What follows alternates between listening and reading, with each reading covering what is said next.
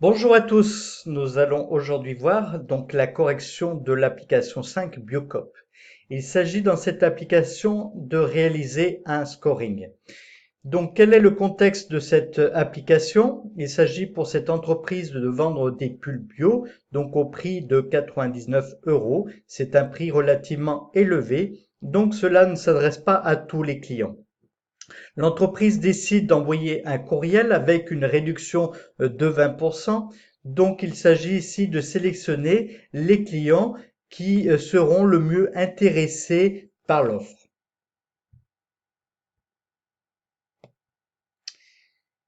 Dans le document 1, on vous donne donc les catégories de clients et leurs dépenses moyennes par visite, c'est-à-dire leur panier moyen. Également le nombre de visites par an et aussi l'ancienneté de la dernière visite. Alors, en fait, dans la méthode, ça s'appelle la méthode RFM, récence, fréquence et montant.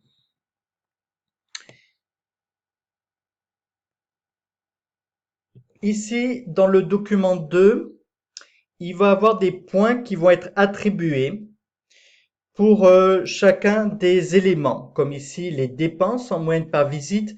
Pour quelqu'un qui dépensera moins de 20 euros, il aura un point. Celui qui dépensera entre 20 et 39 euros, il aura 2 points, etc. Pareil pour la fréquence de la visite. À chaque fois, on va attribuer un nombre de points. Plus il visite, bien évidemment, plus il aura de points. Même chose pour la fréquence du magasin. Si la fréquence est d'un mois, ici dans cette application, moins d'un mois, il aura un point. Autre particularité, ici, vous avez décidé d'attribuer un point différent pour chaque critère. En effet, il y a une pondération. Ici, on a pondéré pour donner plus d'importance, par exemple pour les visites. Ensuite, on a donné un petit peu moins d'importance à la fréquence et encore moins d'importance à la récence puisqu'elle a 20%. C'est un peu comme un coefficient sur lequel on appliquerait pour donner une variation suivant le modèle. Alors, comment réaliser cette application? Si on regarde, donc ici, je vais agrandir le tableau. Je vais l'agrandir. Voilà, pour que vous puissiez le voir d'un peu plus près. Voilà.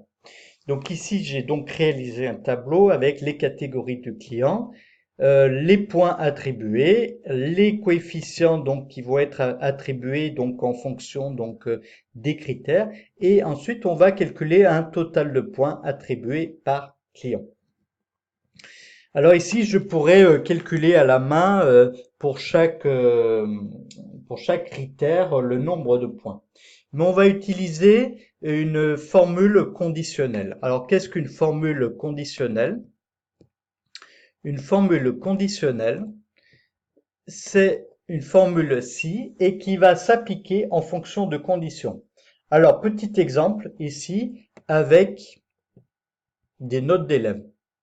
Donc ici, si l'élève il a une note au-dessus de 10, on va lui mettre passage. Et puis s'il est en dessous de 10, on va lui mettre redoublement.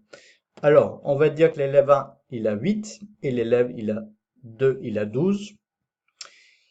Et je vais mettre une formule conditionnelle. Donc, comment réaliser cette formule conditionnelle? Avec égal si. Donc, que ce que je veux tester, c'est la note. Donc 8. Alors, si la note, elle est en dessous de 10, qu'est-ce qui se passe? Je mets un point virgule pour séparer mon élément. Qu'est-ce qui se passe? Redoublement. Je mets ici des guillemets parce que ici il s'agit de texte. Point virgule.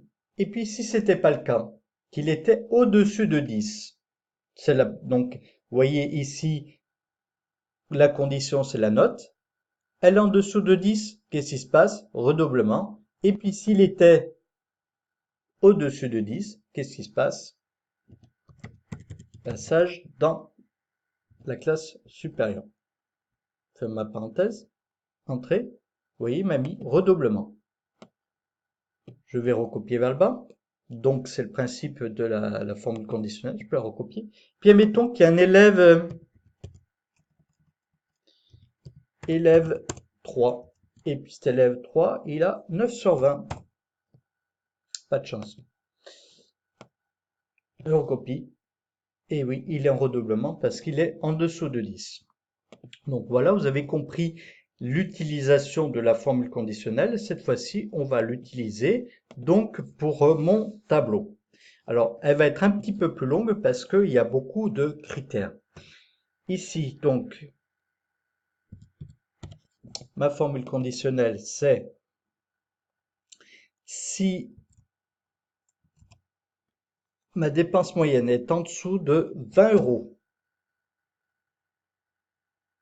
alors, c'est en dessous de 20 euros, il a un point. Sinon, je remets notre formule conditionnelle, ça continue. Si B3 est inférieur à 40, alors il a 2 points, point virgule. Sinon, il faudrait que je le mette comme ça. Pareil, si B3 est inférieur à cette fois, donc il est à 60, puisqu'on est de 40 à 59, alors il a 3 points.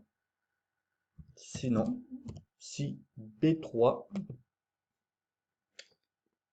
est inférieur à 80, alors, s'il est inférieur à 80, il a 4 points.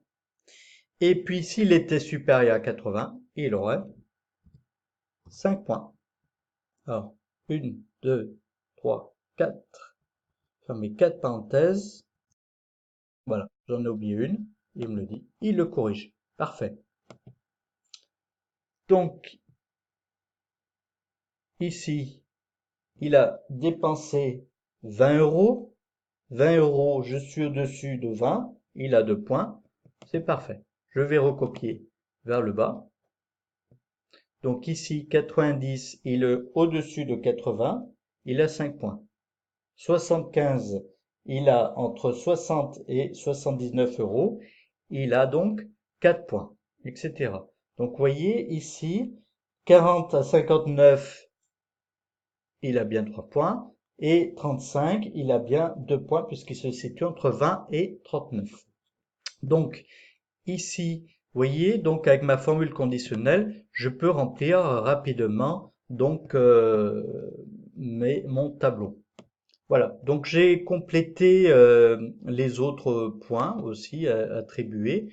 Donc pareil, même formule, la formule conditionnelle qui paraît un peu longue au début, mais en fait c'est une suite logique. Après, une fois qu'on a compris comment elle se constitue, ça devient très facile. Donc ici, j'ai mes points attribués donc par mes critères, hein, dépenses, et puis vous savez qu'il y a un coefficient qui va s'appliquer. Donc cette fois, je vais calculer les points totaux attribués donc pour chaque catégorie client. Alors, comment je vais faire? Donc je vais prendre le nombre de points et puis je vais le multiplier par son coefficient.